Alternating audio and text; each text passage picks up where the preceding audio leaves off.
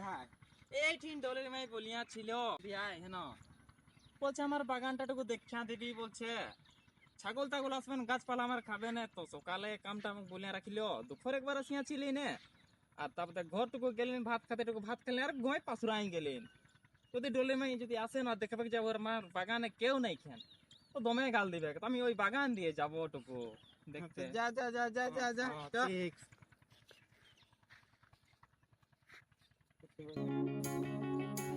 যা তবে ভাই তুই ওইদিকে যাবি যা যাচ্ছি না আমার Find the real me. So let's go. Seize the feeling.